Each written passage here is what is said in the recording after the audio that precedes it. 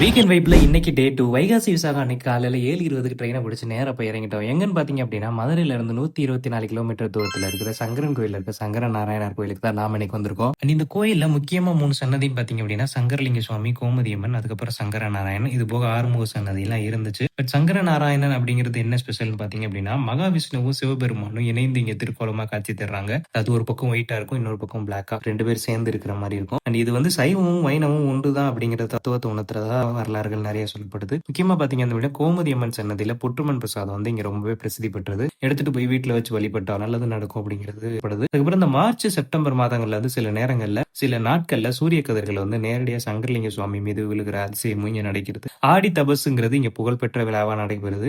முக்கியமா நீங்க தரிசிக்க வேண்டிய இந்த 3 சன்னதி என்னன்னு பாத்தீங்க அப்படின்னா கோமதி அம்மன், சங்கர நாராயணன் அண்ட் சங்கரலிங்க சுவாமி, 9 நிலை ராஜகோபுரம், அதுக்கப்புறம் நாகார்ஜுன தீர்த்தம். இது எல்லாமே வழிபட்டுட்டு இருந்தீங்கன்னா உங்களுக்கு ரொம்ப நல்லதாவே இருக்கு.